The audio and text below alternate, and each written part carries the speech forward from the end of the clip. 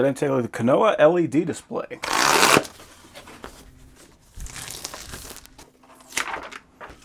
So it's nice they put a little protective layer on there to protect the screen. It's a nice large display. So we are looking just past 17 inches on diagonal, about 15 inches wide, and about 8.5 tall. On the right side we got a USB-A port, looks like a reset switch. Then we got our navigation buttons. On the left side we got HDMI, USB-C, headphone jack, and power. Then on the back we are threaded for a VESA mount. And it also has a kickstand, so we can just set this up by itself.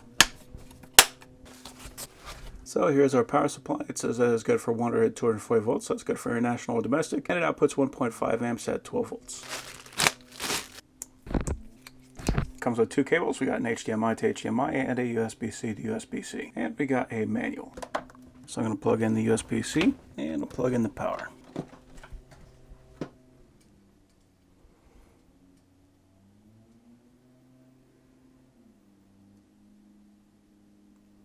Okay, computer sees it, and there we go. So I picked it right up, right out of the box, and you can see we got black bars on the side. That's just because this laptop is not a perfect 16:9. So we're going to change the display, and instead of duplicate, we're going to go to extend.